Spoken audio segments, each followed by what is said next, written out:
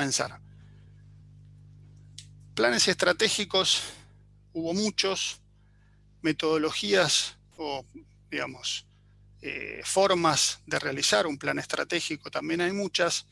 Nosotros consideramos que lo importante no es la existencia de una metodología concreta, no es que si se hace con una metodología está mal y si se hace con otra está bien. Lo que es importante o lo que consideramos nosotros importante es que exista una estrategia para que un municipio pueda llevar adelante esto que denominábamos optimización de la gestión.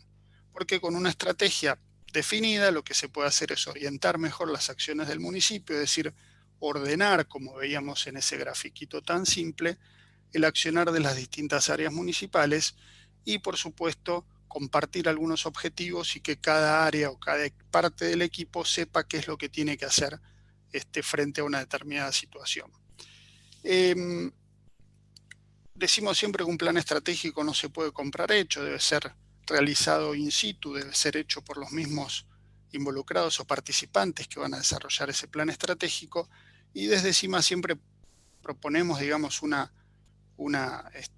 conceptualización para un proceso de plan estratégico que tiene que ver con el esquema político fundamental que vamos a ver a continuación, que es de en particular un gran profesor que yo tuve en la universidad, que es el doctor Santiago, a quien le pedimos siempre prestado y lo citamos con este esquema político fundamental, que no quiero que los asuste preliminarmente, ya lo vamos a ir viendo en sus distintas fases, ¿sí? Este es el esquema político fundamental que, como ustedes ven a la izquierda, tiene 4 fases: misión, situación, modos de acción y ejecución de la decisión.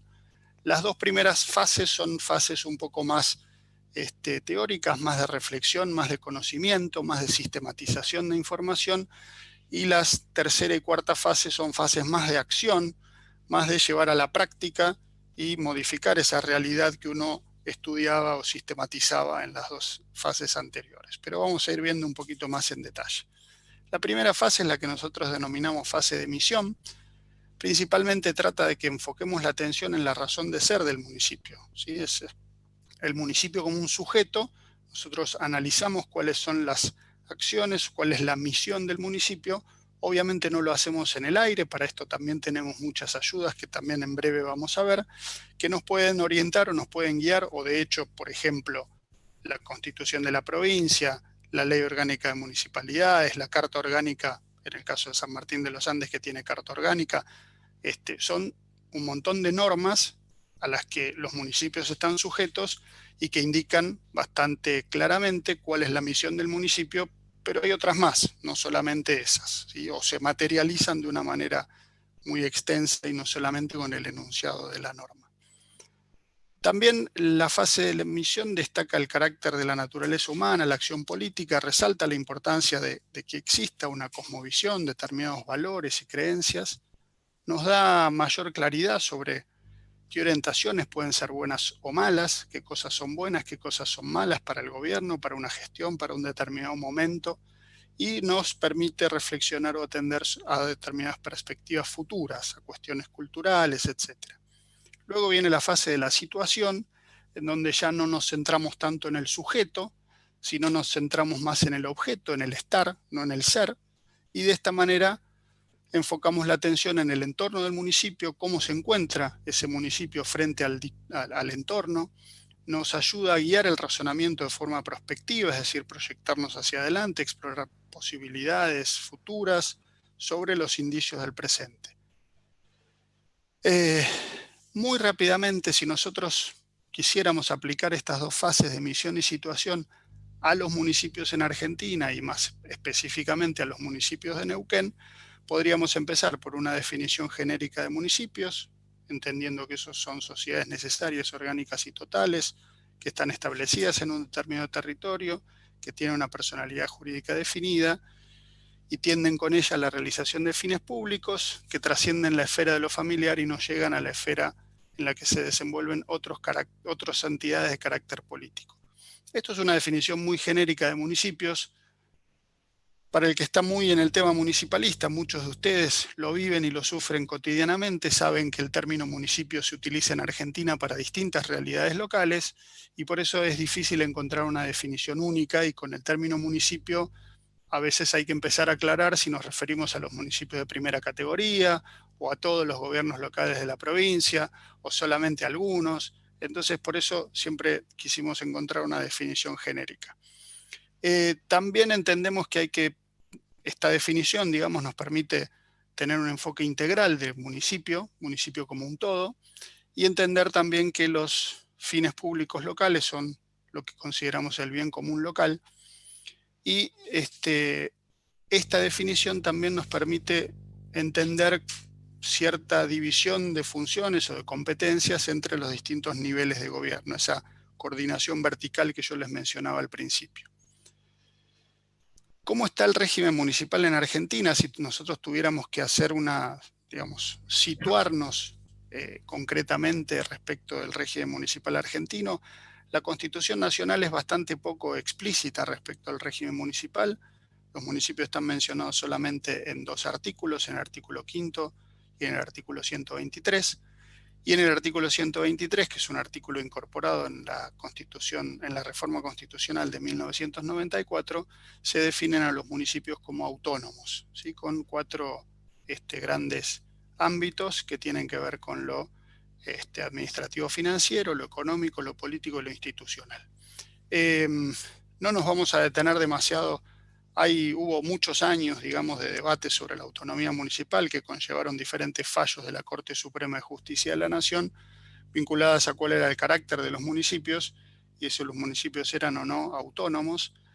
Y bueno, a lo largo del tiempo tuvieron distintos fallos que establecieron determinadas cosas y esos fallos fueron resueltos, digamos, con la incorporación en el año 1994 del artículo 123. Por supuesto que esa autonomía que está consagrada en la Constitución Nacional depende de la reglamentación provincial, o sea, cada provincia fija los parámetros de la autonomía que están esbozados en el artículo 123 de la Constitución Nacional en sus constituciones provinciales, y por eso desde aquella época, desde 1994 hasta hoy, hay varias provincias que aún no lograron adecuar su normativa, es decir, no lograron adecuar su constitución provincial, y por eso todavía no consagran ese principio de autonomía institucional, que es el que le permite a los municipios dictarse sus propias cartas orgánicas en el caso de que la legislación provincial así lo determine, como es el caso de la provincia de Neuquén. Y la provincia de Buenos Aires, la provincia de Mendoza, la provincia de Santa Fe y la de Tucumán no permiten a sus municipios dictarse sus cartas orgánicas, es decir, que esos municipios no están en plena condición de autonomía. Más allá de que después uno pueda discutir si desde la perspectiva de los recursos o de los recursos que maneja o de las fuentes de recursos que tiene como competencia, le permiten o no ejercer esa autonomía. Pero básicamente desde la norma, desde las constituciones provinciales, estas 4 provincias todavía no consagran la autonomía institucional que sí obliga la Constitución Nacional. En el caso de Neuquén, la definición de municipios está en la Constitución Provincial, en el artículo 270, que dice qué se considera municipio: todo centro de población que alcance más de 500 habitantes. Además, establece cuál es la autonomía, digamos, o que esos municipios son autónomos y qué categorías tienen, en el artículo 271. Y como les decía antes, haciendo lugar, digamos, a lo que establece el artículo 123 de la Constitución Nacional, define ciertas categorías o ciertas características para considerar a municipios de distinta categoría, y los de primera categoría son los que están habilitados para dictarse sus propias cartas orgánicas. Esto seguramente ustedes ya lo saben, pero digamos lo quería repasar y ponerlo en estas placas. Además de eso tenemos, como les dije antes, para orientarnos un poco en la misión de los municipios, ciertas, lo que en la ley, digamos, en la Constitución Provincial se denominan atribuciones comunes a todos los municipios, ahí están cortadas, digamos, porque era una descripción muy larga la que está establecida en la Constitución Provincial de las competencias, pero básicamente todo esto son aquellas cuestiones que pueden hacer los municipios. Hay muchas más porque, como les digo, tuve que acortar bastante todas estos incisos del artículo 273 de la Constitución para que entraran acá en la placa. Pero básicamente esto nos dan una idea bastante clara de todas las competencias y todas las atribuciones que tienen los municipios neuquinos, ¿sí? Para organizarse de manera propia, legal, para organizar o para darse su propia organización, libre funcionamiento administrativo, electoral, todas las normas de interés local. Acá estaba en el medio que yo lo saqué, cuestiones edilicias, de tránsito, de abasto, de mercados, etcétera. Un montón de cosas que son todas aquellas competencias que los municipios pueden hacer, y además para eso pueden crear recursos permanentes o transitorios, algo que vamos a desarrollar un poco más mañana con Emilio, que creo que también está acá escuchando. Recaudar e invertir libremente sus recursos, contratar empréstitos, aunque obviamente ahí siempre hay algunas limitaciones vinculadas a los acuerdos a la legislatura, administrar los bienes municipales, adquirirlos o enajenarlos, ahí también hay algunas restricciones vinculadas a un permiso provincial, contratar servicios públicos, otorgar concesiones a particulares y un montón de cuestiones que tienen que ver con lo que los municipios pueden desarrollar. Hay otra forma también de entender las competencias que no tiene que ver estrictamente con lo legal, es decir, no tiene que ver con lo que establece la Constitución provincial o con lo que establece la Ley Orgánica de Municipalidades o con lo que establece la Carta Orgánica Municipal en caso de que la tengan, y tiene que ver, por ejemplo, con estos famosos 17 objetivos de desarrollo sustentable, a los cuales el país, como parte de la Organización de Naciones Unidas, se ha suscrito y desarrolló distintas formas a través de las cuales los municipios pueden adherirse a estos 17 objetivos, que además tienen 169 metas, etc. ¿Sí? Estos objetivos de gobierno, Argentina fijó 8, y el Consejo Nacional de Coordinación de Políticas Sociales es el órgano que coordinó la colaboración con todos los ministerios, y obviamente hay manuales para que los municipios también se puedan adherir a esos objetivos de desarrollo sustentable. En Argentina, entonces, en términos de situación, esto es un poco lo que veíamos en términos de autonomía y de misión de los municipios. Tenemos este mapa, digamos, en los cuales, en este gráfico, lo que vemos es la cantidad de estados locales. Es difícil, como les decía antes, hablar de municipios que existen para cada provincia, ¿sí? Como verán, no siempre hay una relación directa entre cantidad de municipios o cantidad de estados locales y población, sino la provincia de Buenos Aires, por supuesto, debería ser la de mayor cantidad de municipios y tiene solamente 135 para los más de 17 millones de habitantes que tiene. En cambio, Córdoba, con 3.300.000 habitantes, tiene 428 municipios o estados locales. ¿Sí? Entonces el número es muy variable.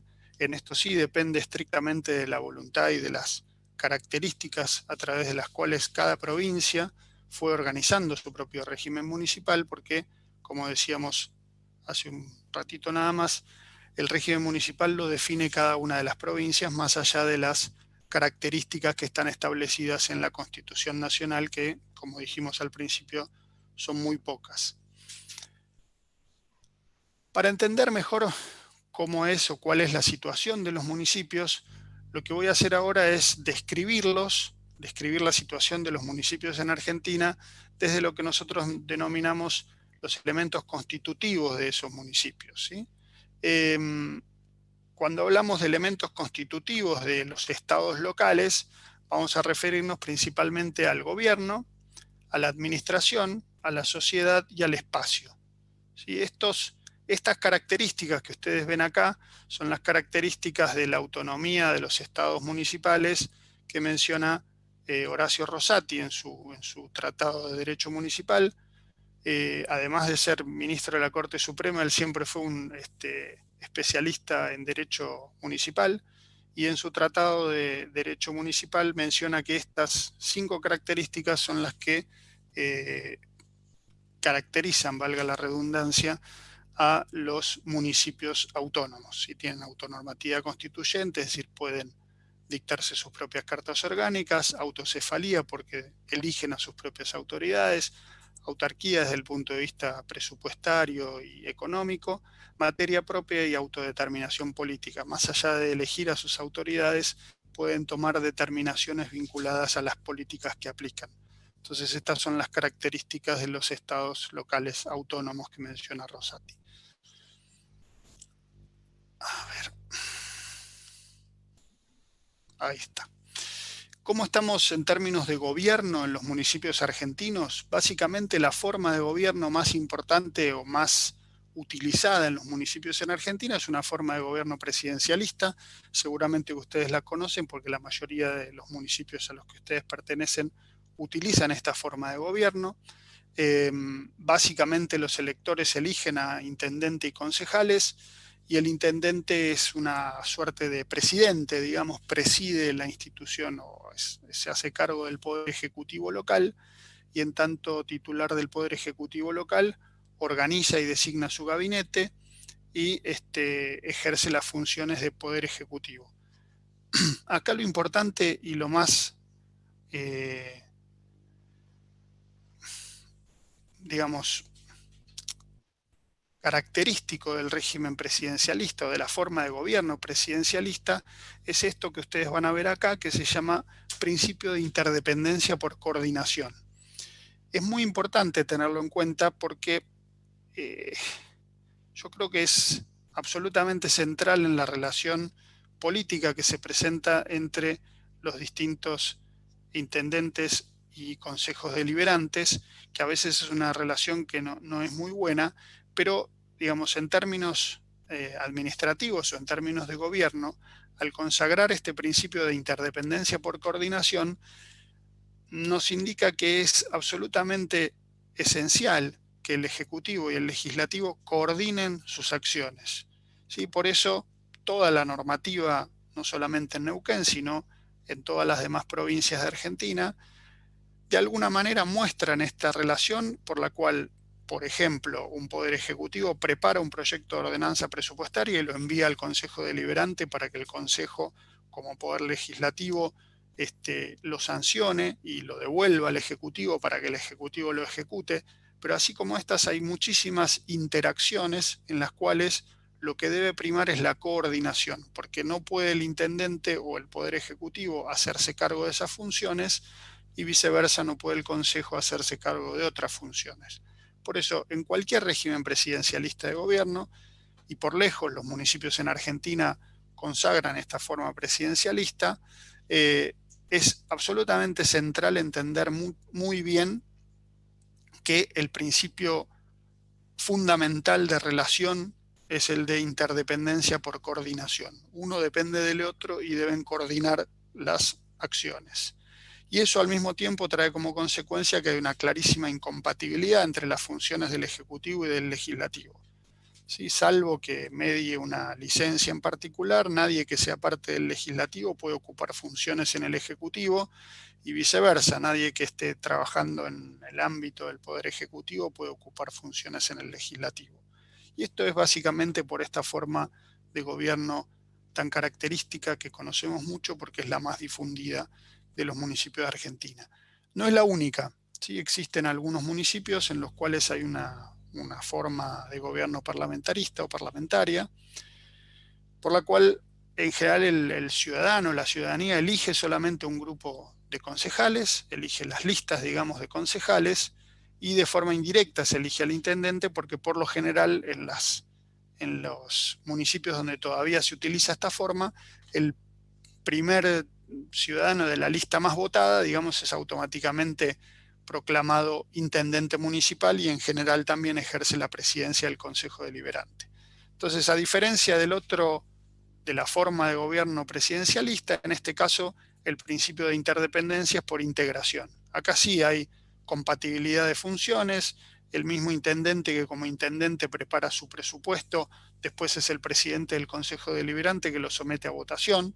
Digo, es así, existen algunas intendencias que todavía lo utilizan, por ejemplo, Fray Luis Beltrán en el Valle Medio de Río Negro todavía se rige por esta forma de gobierno, y hay otras intendencias en otros lugares del país que utilizan esta forma también.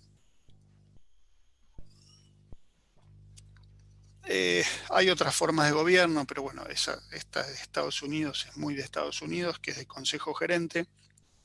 Hace tiempo hubo un intento de implementar algo así, hace mucho tiempo, muchos años, que creo que fue en San Patricio del Chañar, de intentar generar una figura parecida a la del gerente municipal en Estados Unidos, pero obviamente la normativa es distinta y eso les permite a ellos utilizar esta forma que en realidad es casi como contratar un administrador. El Consejo Deliberante lo que hace es firmar un contrato o contratar o seleccionar un gerente administrador, que es el gerente municipal que hace las veces de ejecutivo y después rinde cuentas de la utilización de esos recursos, pero no es muy aplicable en nuestro país. Y la otra forma que sí existe en nuestro país es la forma de comisión. ¿Sí? En general los estados locales muy pequeños de nuestro país utilizan esta forma de comisión, en donde se eligen 3, 5 miembros como parte de la comisión municipal, y esos 3 o 5 miembros son los que ejercen tanto el ejecutivo como el legislativo municipal.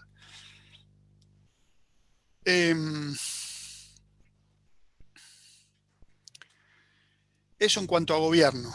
Respecto a la administración la entendemos por todo aquello que depende directamente tanto del Poder Ejecutivo, que es la más visible, la más numerosa, pero también el Consejo Deliberante tiene sus áreas administrativas, digamos, o áreas de apoyo administrativo, que son parte de una estructura administrativa que depende de los poderes legislativos. En general, indistintamente de si los municipios sean o no autónomos, en esto los intendentes tienen mucha libertad para definir cuál va a ser la estructura administrativa municipal. No es habitual tampoco a nivel local encontrar, digamos, que haya un control legislativo sobre esas estructuras, salvo el control presupuestario, pero es decir, es difícil encontrar algunos municipios en los cuales la estructura administrativa sea sancionada por ordenanza. Los hay, de hecho hay municipios que a veces por costumbre, a veces por lo que lo determina su carta orgánica, lo establecen así, pero por lo general para la administración municipal el intendente es el que diseña la estructura de la administración que considera más importante o más conveniente de llevar adelante en ese momento. Y por supuesto hay muchísimas diferencias entre una provincia y otra en lo que son las estructuras municipales, hay muchísima diferencia entre los mismos municipios. Diferencias que van desde, digamos, duplicar la cantidad de cargos en municipios que por población y superficie son más o menos del mismo tamaño, y en un lugar tienen 100 cargos jerárquicos, en otro lugar tienen 50. Entonces hay muchísima dispersión y muchísimas posibilidades de moldear la estructura administrativa al momento que cada gestión está viviendo. Lo que sí hay que tener, por supuesto, son recursos presupuestarios para sostener esa estructura. Por eso decimos, no siempre, digamos, se utiliza la estructura administrativa como una herramienta de gestión, sino que muchas veces se sigue con una inercia y no se adecua a lo que son los momentos particulares de una gestión. En general hay legislación administrativa local fundamental, que ustedes seguramente conocen, que uno encuentra de manera genérica en todos los municipios, a veces se llaman de la misma manera, otras veces se llaman distinto. Ahí tienen solamente algunos ejemplos de lo que es esa legislación de base fundamental. Otro aspecto que también aporta bastante heterogeneidad a la situación de los municipios en Argentina tiene que ver con la sociedad. Como ustedes saben, la sociedad se distribuye de manera desigual o se distribuye de manera distinta o diferente, y eso da lugar a la aparición de realidades municipales muy diversas y en algunos casos muy complejas, porque lo que da lugar es a que existan algunos municipios que poblacionalmente son más importantes que varias provincias, ¿sí? Nosotros cerca de la capital, acá en el conurbano, tenemos un distrito que es La Matanza, que si uno lo listara como una provincia a la hora de considerar su población, estaría alrededor de la quinta, sexta provincia en términos de población.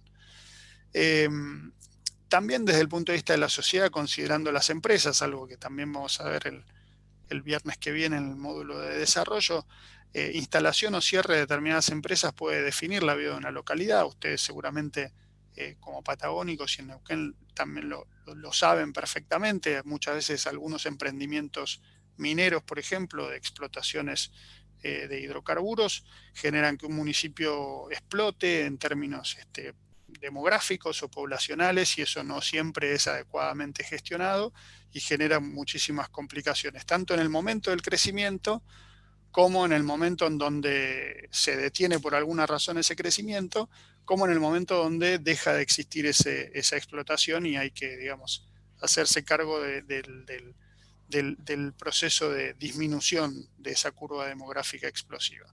Entonces, esto obviamente a la luz de la pandemia, como ustedes seguramente han visto, en los lugares densamente poblados, mucha gente, de acuerdo a lo que dicen los medios, están analizando trasladarse a lugares no tan densamente poblados, con lo cual se ha generado, digamos, una resignificación del poblamiento en términos de la pospandemia, como decía el intendente en la apertura, y que obviamente también hay que entenderlo de acuerdo a lo que se viene para gestionar desde lo local, ¿sí?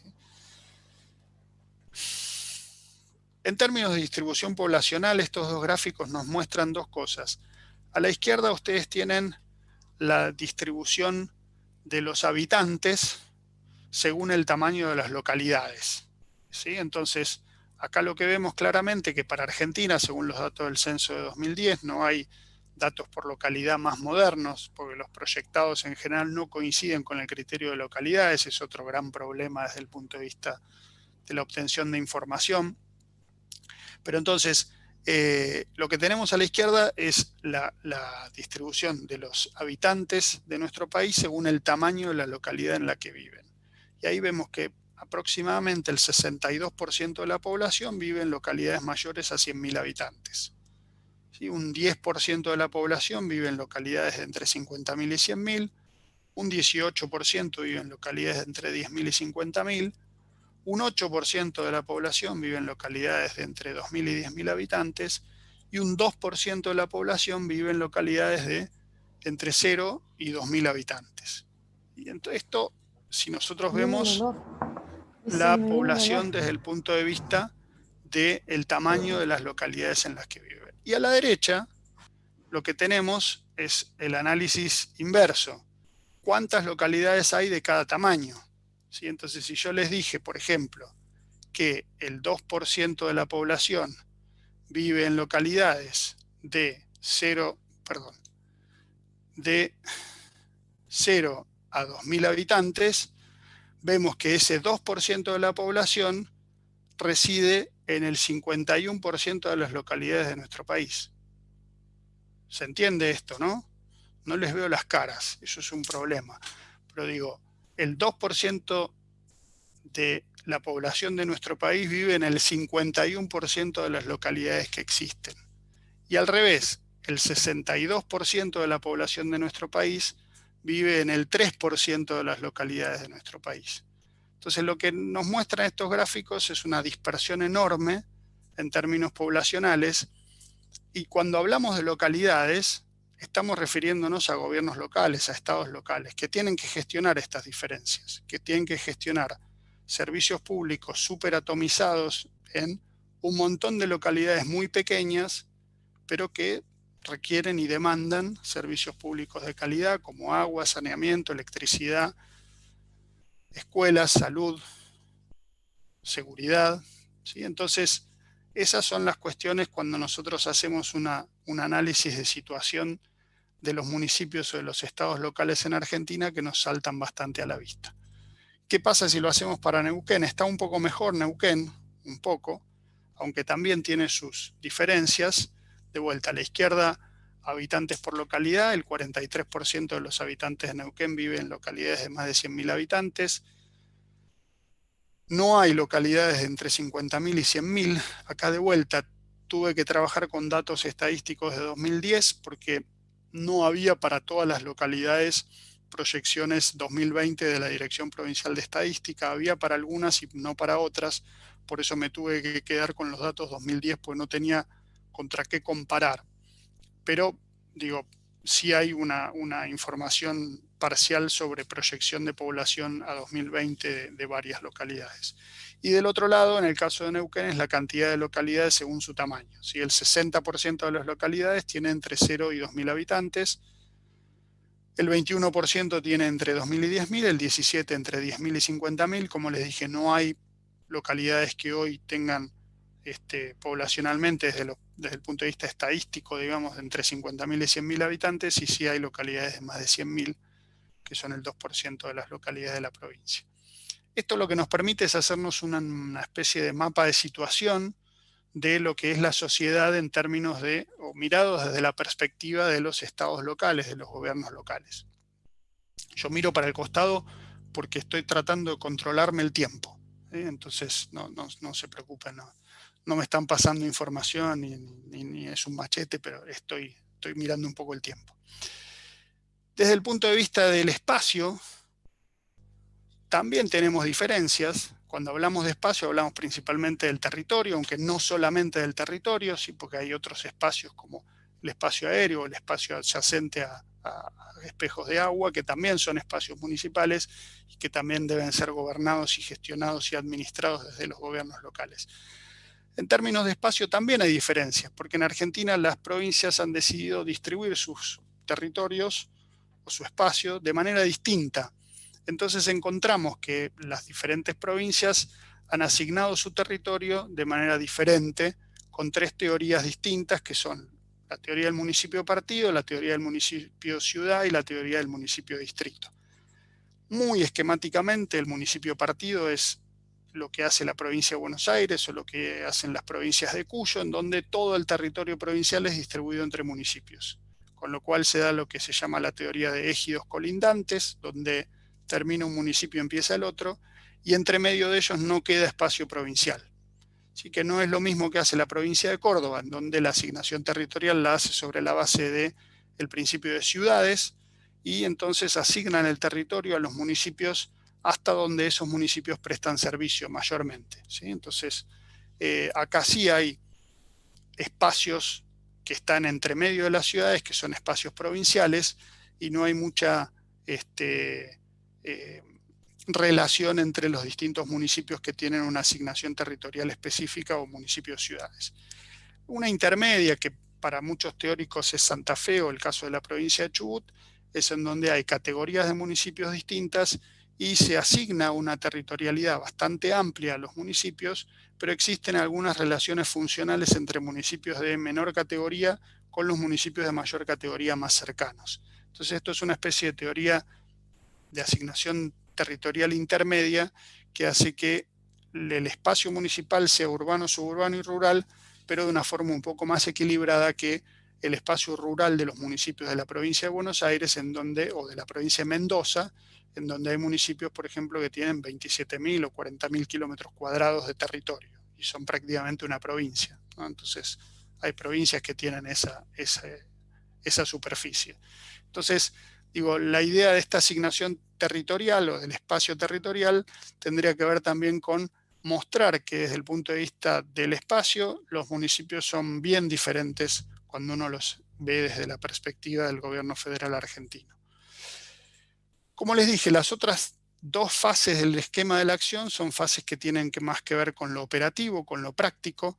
No les voy a dar demasiado detalle porque, como veíamos al principio, vamos a trabajar más específicamente con un caso concreto vinculado a alguna situación de emergencia en la cual hubo que reaccionar, digamos, o con una situación de crisis que tiene ciertas analogías con la situación de crisis actual. Por eso vamos a pasar un poco más rápido estas 2 fases de modos de acción y ejecución de la decisión. Simplemente decir que obviamente esta tercera fase se enfoca en el obrar, en la realización de actividades y por supuesto en el hacer del municipio, en el cumplimiento de metas y la obtención de resultados. Más o menos con esto, o esta es la propuesta que nosotros hacemos siempre cuando pensamos en mostrar o pensamos en ofrecer o en, digamos, explicar las ventajas que uno puede tener a la hora de llevar adelante un proceso de planeamiento estratégico. Este esquema de la acción fundamental, este esquema político fundamental, orienta cómo uno podría realizar o pensar en realizar algún tipo de planeamiento estratégico para un municipio, deteniéndose a reflexionar de acuerdo a la misión y a la situación, y a partir de ahí planteándose acciones concretas frente a los distintos problemas o a las distintas dificultades que percibe. El segundo aspecto que dijimos que íbamos a trabajar tiene que ver con el proceso de elaboración de políticas públicas. Digamos, esto de vuelta se relaciona con las tercera y cuarta fases del esquema de la acción, pero es con un enfoque más vinculado a un procedimiento ordenado para la toma de decisiones respecto a determinadas acciones que se decidan en el municipio. Habitualmente, cuando hablamos de políticas públicas, para entender mejor el proceso, utilizamos este enfoque que divide todo el discurrir de una política pública en 5 etapas, ¿sí? Desde una identificación del problema, pasando por la formulación de distintas alternativas, la implementación del curso de acción y llegando a lo que habitualmente se denomina evaluación de la política pública. Entonces ahora vamos a tratar de llevar adelante alguna reflexión vinculada a cada una de estas etapas y orientarnos un poquito más sobre lo más importante de cada una de estas etapas. La primera, como dijimos, es la identificación del problema.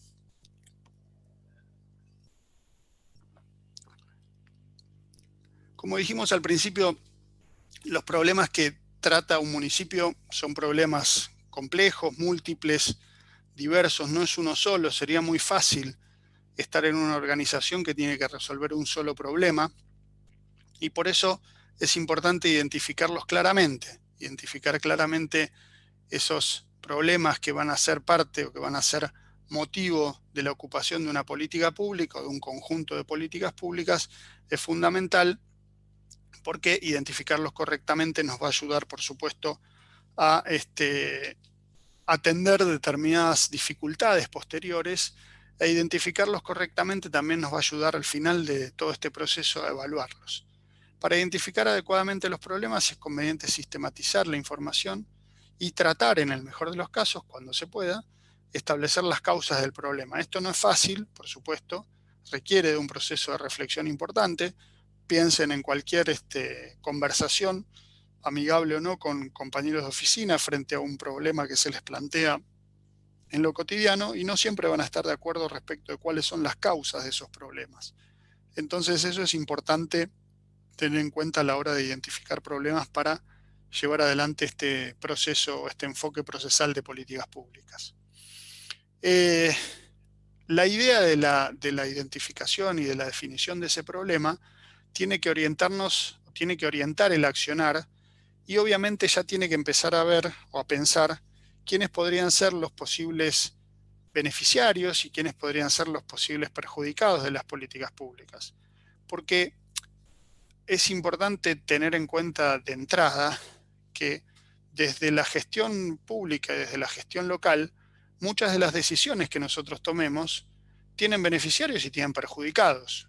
Aunque más no sea aquellos que a través de sus tasas o impuestos van a tener que solventar alguna actividad de la que posiblemente no sean beneficiarios, si uno les va a ir a aumentar los impuestos para desarrollar más actividades, van a ser personas que estén perjudicadas, van a ser personas que se puedan oponer a esa política que nosotros estamos impulsando. Y por eso es importante entonces tener bastante bien y bastante en cuenta este tipo de cuestiones y este tipo de situaciones. En general, los teóricos dicen que hay determinadas características de un tema que hace que ese tema reciba mayor atención por parte del sector público y, por ejemplo, el grado de apoyo que puede recibir el tema, ¿sí? O la significación del tema o el nivel de impacto en la sociedad. Hay temas que conmueven, entonces por esa razón son rápidamente incorporados en la agenda de políticas públicas y rápidamente tratados en la agenda de políticas públicas. Y por supuesto también hay temas que por su visibilidad o por la visibilidad de la solución anticipada o de la solución previsible, también son rápidamente incorporados a la agenda de políticas públicas.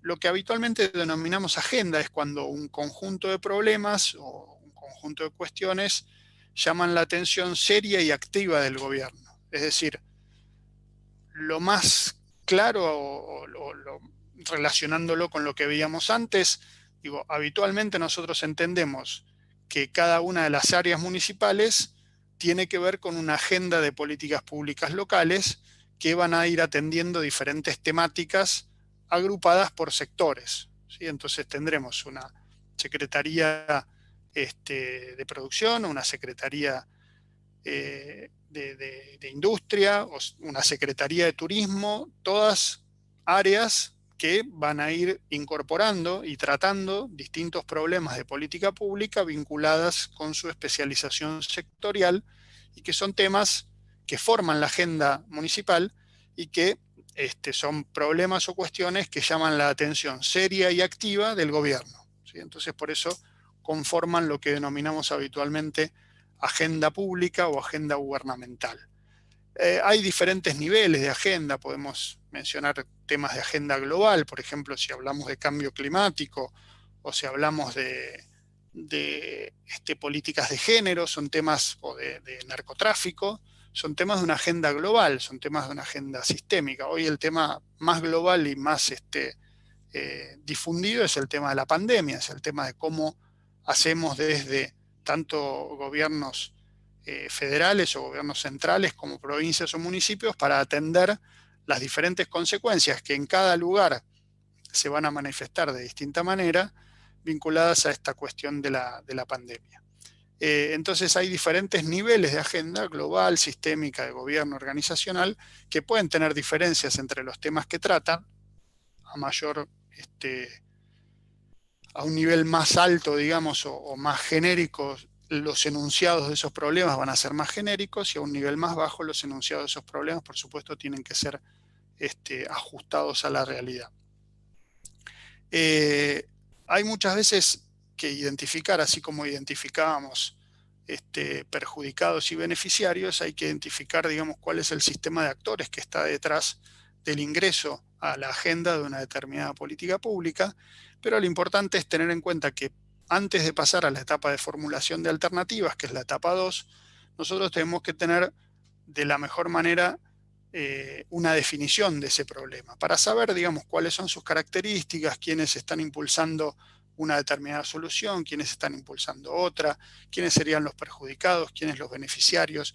Y de esta manera entonces tenemos un panorama un poco más claro para pensar en la siguiente etapa, que como decíamos recién es la etapa de formulación de alternativas. En la etapa de formulación de alternativas, lo que se hace es diseñar, digamos, un conjunto de acciones para atender un problema determinado, que tiene que ver con, digamos, las líneas de acción, planes, programas, proyectos, según sea el alcance que uno le esté dando a esas alternativas de acción que pensó y que diseñó. Es importante también tener en cuenta que muchas veces no hay una claridad, o sea, no hay necesidades claramente expresadas o no hay determinados criterios para fijar cuáles son los objetivos de esas políticas o de esas demandas principalmente. Entonces requiere un esfuerzo bastante importante a la hora de, como decíamos en la etapa anterior, definir esos problemas y hacer de esos problemas una secuencia más o menos lógica en cuanto a cuáles son las causas y cuáles son las acciones que yo voy a disponer a través de estas alternativas de acción para atacar esas causas, ¿sí? Entonces, esto es importante tener en cuenta porque siempre lo reflexionamos con el doctor Pérez Burbón, y siempre es importante tenerlo en cuenta cuando uno diseña políticas. Cuando uno diseña políticas tiene que evitar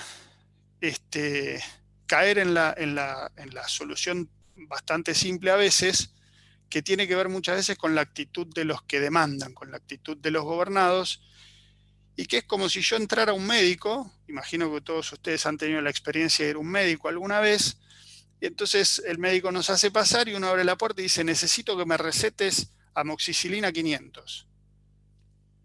En general no ese es el procedimiento, digamos. El procedimiento cuando uno va al médico le empieza a contar cuáles son sus síntomas, el médico pregunta, dice, ¿te duele acá, te duele allá, te cuesta respirar, no te cuesta respirar, hacete un hisopado o no? Depende, pero lo importante es que es el médico el que determina cuál es el tratamiento. Muchas veces en política, a mí también me ha pasado como funcionario local, es el corte de calle para necesitamos un lomo de burro en esta esquina. Bueno, sí, esa digo, es bastante común o bastante habitual, pero digo, no siempre la mejor solución en términos de política pública es responder exactamente a lo que un grupo o un conjunto está demandando, sino que lo que hay que hacer es un análisis un poquito más abarcativo, sistémico, para entender si esa solución es efectivamente la mejor que la administración local puede dar y no solamente satisface la demanda puntual de ese grupo que está pidiendo eso en particular, sino que satisface la demanda de un conjunto social más amplio, ¿sí? Porque seguramente el transportista que tiene que pasar 20 veces por día por esa esquina no prefiere un lomo de burro.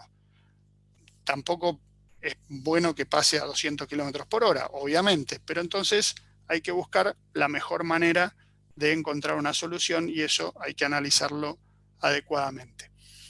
Desde la teoría hay dos enfoques para diseñar políticas públicas que tienen que ver con diseños que se denominan racionales, que básicamente lo que hacen es plantear algo completamente nuevo, distinto a lo que se venía haciendo hasta ese momento, y diseños que se denominan incrementales,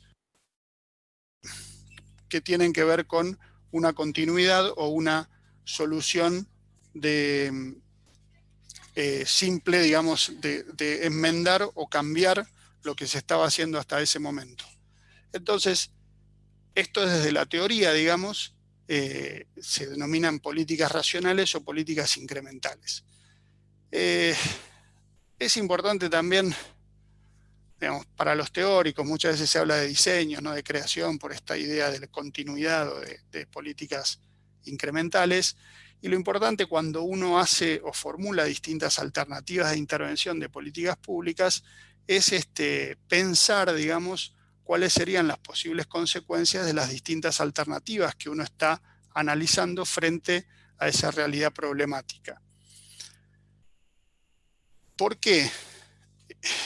Bueno, por muchas razones, pero principalmente porque cuando uno formula distintas alternativas, también tiene que estar pensando cuáles son los recursos que tiene o cuáles son los recursos de los que dispone, cuánto tiempo tiene para ofrecer esa solución, si puede detenerse a pensar, si es un caso de emergencia hay que salir a reaccionar. Digamos, hay una multiplicidad de variables que juegan a la hora de ofrecer una solución de política pública que tienen que ser adecuadamente ubicadas. Todo lo que se piense y todo lo que se diseñe en términos de políticas públicas es hacia futuro. Entonces, en realidad, uno nunca sabe muy bien cuál va a ser su efecto hasta que realmente se pone a ejecutar las acciones. Entonces, siempre es importante hacer algunos análisis previos vinculados a la viabilidad de esas políticas, que pueden ser análisis de prefactibilidad, análisis de prospectiva, pueden hacer, digamos, una viabilidad en términos de sustentabilidad institucional. ¿Sí? Por ejemplo, muchas veces se debate bastante sobre si una ley que no logra un consenso grande y se saca ajustadamente con mayorías circunstanciales, es sostenible, es sustentable en el tiempo, si va a ser conveniente, si es bueno sancionar leyes de esa manera, porque justamente lo que no se tiene en cuenta es ese aspecto de sustentabilidad de esa norma. Y por supuesto tienen que ver también o tiene que analizarse si hay viabilidades jurídicas, políticas, sociales, económicas, fácticas, etcétera, y si son oportunas. Y muchas veces algunas medidas o algunas acciones de política pública llegan en un momento absolutamente inoportuno y por eso se transforman o se tornan impracticables o inejecutables. Una vez que se formulan distintas alternativas y se pasan por estos análisis de viabilidades diferentes, uno puede pensar en pasar a la siguiente etapa, que tiene que ver con la adopción de la política o de las políticas o del conjunto de políticas que se haya diseñado, que se haya formulado. Es importante que se definan, digamos, objetivos claros, porque en esas alternativas con objetivos claros, después eso va a contribuir de manera importante a lo que es la implementación de las políticas. Como dijimos al principio, si yo estoy ante una situación de crisis, ante una situación bastante de reacción inmediata, puede ser que estas dos etapas o estas tres primeras etapas uno las pase muy rápido. ¿sí? No sé, fíjense si hay que salir a responder a un incendio en la localidad, aunque obviamente eso es parte de una política pública, son acciones concretas, no es necesariamente una política, pero si hay que salir a responder a un incendio, uno no puede detenerse a pensar a ver si, bueno, ¿cuánto nos quemará? ¿2 hectáreas o 100 hectáreas? A ver si el fuego quema mucho, quema poco. Hay que salir a responder. Entonces, en términos de políticas públicas, muchas veces, ante una situación de crisis, la etapa de la adopción es la primera. ¿Sí? Después conviene hacer un repaso y tratar de sistematizar hacia atrás varias de las variables de esos problemas y de cómo fueron atendidos esos problemas, de manera que uno pueda corregir o mejorar la atención o la implementación de la política. Pero cuando estamos en una etapa de crisis, claramente uno primero reacciona, primero responde y después se pone o se detiene a pensar. Entonces, por eso decimos que en situaciones de crisis esta puede ser la etapa inicial. También en esto, para los teóricos, hay diferentes modelos vinculados a lo que son las tomas de decisiones, que también estaban vinculados al otro enfoque de cómo se diseñan las políticas, si tienen que ver más con lo que se venía haciendo hasta ese momento y simplemente se corrigen algunos aspectos y se sigue adelante, que sería un modelo incremental o de racionalidad limitada, que como dice ahí, ustedes lo pueden ver, es la ciencia de salir del paso para algunos teóricos, o si no, un modelo más innovador y racional de ruptura con lo anterior y una respuesta completamente nueva y distinta. En el medio también hay un modelo de papelera, que es un modelo estrictamente casual, digamos, en el cual uno diseña una política pública de casualidad. Hay casos, digamos, uno dice, no, pero por ejemplo, los, el gran impacto que tuvo lo que se conoce hoy como presupuestos participativos, según muchos teóricos, fue diseñado prácticamente con el modelo de papelera. ¿Sí? Una administración que ganó una elección que no pensaba ganar y asumió una gestión absolutamente comprometida desde el punto de vista de recursos económicos, creo que fue en Porto Alegre, que tenía solamente para decidir el 2% de su presupuesto. Entonces lo que dijeron es, che, bueno, vamos a tratar de compartir con la gente qué vamos a hacer con ese 2% de presupuesto, y de esa manera diseñaron e idearon el modelo de presupuesto participativo que se hizo tan conocido y tan difundido en todos lados. Y eso fue prácticamente de casualidad, digamos, o sería un ejemplo de este modelo de papelera, que es un ejemplo gráfico que dice que uno acierta la política pública como acierta cuando va tirando papeles a un cesto de papeles, ¿sí? De casualidad. En el momento de la adopción, digamos, las distintas alternativas que uno diseñó y una de los análisis de viabilidad de cada una de esas alternativas tenía que ser con qué instrumento voy a adoptar la política. A veces lo único que hace falta es asignar presupuesto, eso digamos, lo van a ver mañana con Emilio, pero digo, hay veces que hay que sancionar una ordenanza o una ley, o hay veces que hay que dictar un decreto o una resolución. Entonces, para cada política pública que uno diseñe, para cada acción que uno piense, tiene que también imaginarse cuál va a ser el instrumento de adopción que va a necesitar para llevar adelante esa política pública. Y como ya dijimos antes, en la medida de lo posible es mejor lograr un consenso amplio, sobre todo si uno tiene que sancionar una ley, porque está pensando en una política de más largo plazo. Es importante que logre un consenso amplio porque eso sabemos que va a ser más duradero y más sustentable. El proceso político administrativo de toma de decisiones es bastante complejo, incluso en un municipio no tan grande, pero siempre, como dijimos al principio, hay una multiplicidad de actores, algunos que se sienten beneficiarios, otros que se sienten perjudicados, algunos que no saben muy bien si los va a perjudicar o los va a beneficiar, pero por las dudas dicen que no. Y entonces todo ese proceso político administrativo de toma de decisiones es bastante complicado, bastante complejo. Y lo más importante también es si esto se cumpliera tal y como nosotros lo venimos exponiendo, que ya dijimos que no necesariamente es el caso, recién en el momento que se adopta una política o un conjunto de acciones, es en el momento en que se pasa a la implementación. Se intenta empezar a modificar la realidad que nosotros entendimos como problemática al iniciar este proceso de políticas públicas. ¿Cómo voy de tiempo? Bueno, no estamos tan mal. Estarían quedando unos minutitos, Eduardo, para que puede Sí, exponer sí, Augusto. me apuro, me apuro. Vamos con la implementación. Igual esto también lo van a reforzar un poco con Augusto. Para mí siempre es la etapa más sensible del proceso y claramente es la más sensible porque es, como dijimos antes, la etapa que intenta modificar la realidad que se identificó como problemática.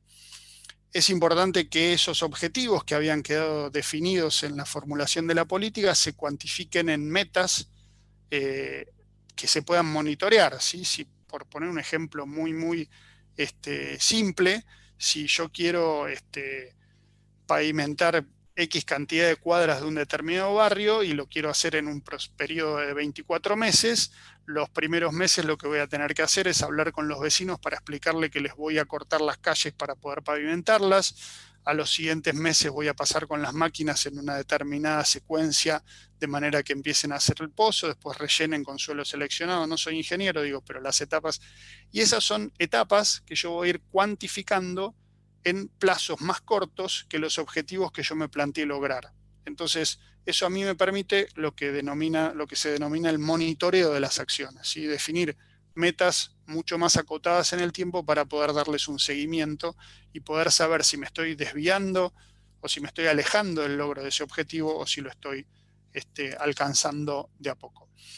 Yo siempre digo lo mismo, así como el proceso de decisión político-administrativo es complejo, la implementación de las políticas es todavía más compleja y, como dije, es la etapa más sensible del proceso, porque hay que coordinar, digamos, vertical y horizontalmente, de vuelta, entre áreas de la administración, de una misma administración, para definir quién hace qué, cómo, dónde y cuándo. ¿Sí? El desarrollo social necesitará determinados insumos para poder prestar adecuadamente los servicios, pero el ministerio, digamos, la Secretaría de Economía necesita saber qué necesita comprar, cuándo lo va a necesitar, en qué momento, qué tipo de cosas, para poder ordenar sus procesos administrativos y llegar a tiempo con las compras. Si no coordinan entre ellos, va a ser muy difícil, digamos, que logren el objetivo. Eso es dentro de la administración, pero no solamente hay que coordinar dentro de la administración, también hay que coordinar con otras administraciones. Hoy lo vemos mucho, digamos. ¿Cómo podemos coordinar con los municipios vecinos el ingreso o el no ingreso de las personas, si están contagiadas, si no están contagiadas, si uno pide el hisopado, si el otro no pide, si uno cierra la ruta, si el otro no cierra? Y todo eso es una complejidad bastante grande que hay que tener en cuenta a la hora de coordinar la implementación de políticas. Y por supuesto, no solamente con municipios, provincias o ciudades vecinas, sino también con los mismos vecinos y con la sociedad civil. Como está visto, por lo menos desde mi punto de vista, digamos, somos una sociedad bastante responsable que de alguna manera ante el llamamiento a cosas lógicas responde, puede permanecer encerrada sin transitar un periodo bastante largo de tiempo, pero obviamente eso también tiene límites y hay que coordinarlos adecuadamente para evitar cansar demasiado y trascender esos límites razonables de exigencia de sacrificios a la comunidad. Para la implementación entonces se tienen que disponer los recursos necesarios y es adecuado o fundamental también que las áreas de la administración que tienen que cumplir cada uno de esos pasos para que se materialice esa política concreta, sepan qué tienen que hacer y sepan cuándo lo tienen que hacer. Siempre hablamos en implementación de una triple restricción. La triple restricción tiene que ver con costo, tiempo y alcance. ¿Sí? Si yo quiero reducir el tiempo en el cual voy a ofrecer una solución de política pública, lo más probable es que me cueste más dinero o que alcance a menos cantidad de personas o de beneficiarios que los que quería alcanzar al principio. ¿Sí? Si quiero alcanzar a más personas, lo más probable es que me cueste más dinero o que el tiempo también sea mayor. Entonces siempre hay una triple restricción a la hora de implementar que tiene que ver con el costo, con el tiempo y con el alcance de la política que yo estoy diseñando. Y por último, la etapa de evaluación. Lo importante de la evaluación es que se logre desarrollar esa evaluación. No podemos pensar en buscar resultados, sino va a haber un momento en el cual nosotros nos detengamos a verificar si se cumplieron esos resultados o si se cumplieron esos objetivos que nos habíamos planteado. Entonces, si ustedes se dieron cuenta de lo que yo venía diciendo, digamos, en las distintas etapas, siempre hubo una dimensión vinculada a la evaluación. ¿Por qué? Porque en la identificación del problema yo les dije, che, hay que definir bien el problema. definir bien el problema es tratar de mostrar sus causas y tratar de ver cuál es la dimensión problemática de este asunto. Además, en la formulación, yo tenía que hacer un análisis de prefactibilidad para saber si esa solución que yo estoy pensando o esas soluciones que yo estoy pensando se pueden implementar, y ahí ya también estoy evaluando. En la adopción dije, bueno, veamos la factibilidad política y técnica. Si voy a tener que sancionar una ley de mayorías agravadas o una ordenanza de mayorías agravadas y no tengo la mayoría, esa solución es bastante difícil. Lo que voy a tener que hacer es buscar otro método de adopción de otra política que no me requiere una ley, por ejemplo.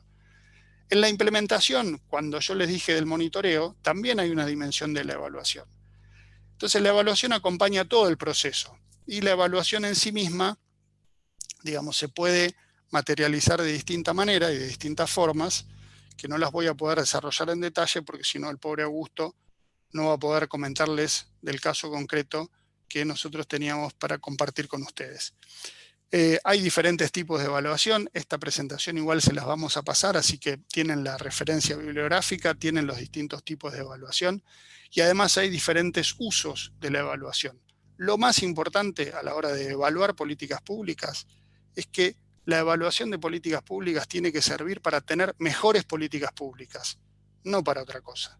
Después si quieren medir impactos, resultados, objetivos, si fulano se portó bien, mengano se portó mal, además sirve para eso, pero lo más importante de la evaluación a la hora de hacer evaluación de políticas públicas es que nos ayude a tener mejores políticas públicas, ¿sí? Y para eso es importante basarse en datos y en información, porque en definitiva eso es evaluar, digamos, es valorar determinada información sobre los datos que uno tiene.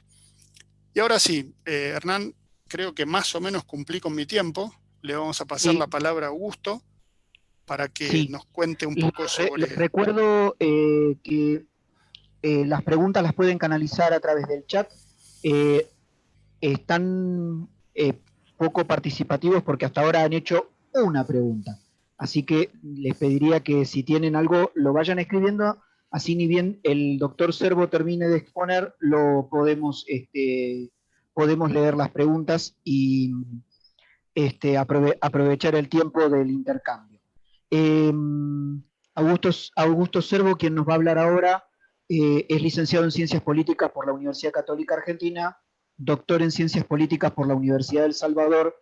Actualmente se desempeña como director general de Gestión, Investigación y Patrimonio Cultural de la Secretaría de Cultura de la provincia de Chubut y fue ministro de Comercio Exterior, Turismo e Inversiones, y nos va a hablar de un caso práctico sobre una situación de emergencia. Augusto, son todos tuyos.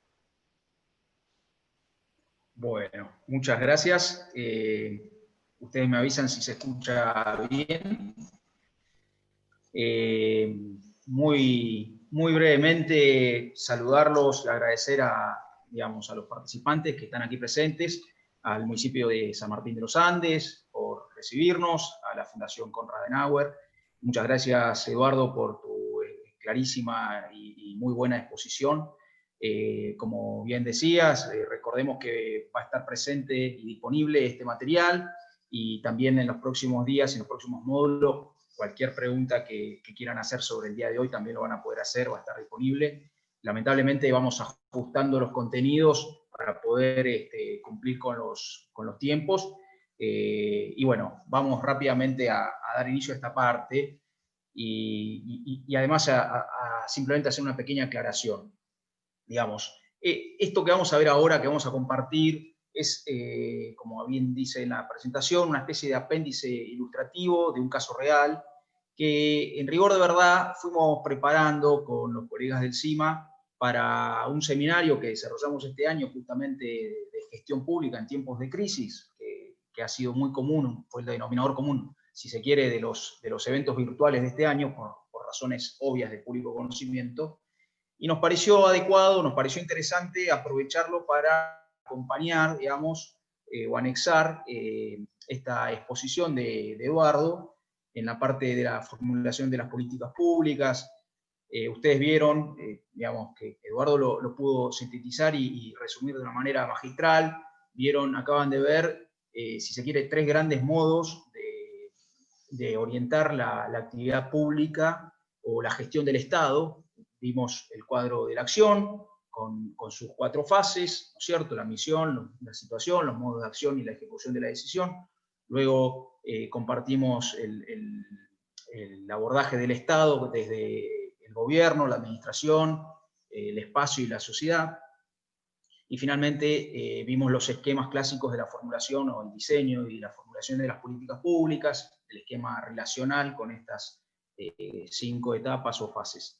Entonces ahora lo que vamos a compartir es simplemente un caso real, histórico, que a mí me tocó, digamos, ser protagonista de alguna manera, o vivir, si se quiere, en primera persona, porque, como bien decía Hernán recién, yo estaba siendo funcionario en ese momento del gobierno de la provincia del Chubut, de donde soy oriundo, de donde vivo y de donde me desempeño.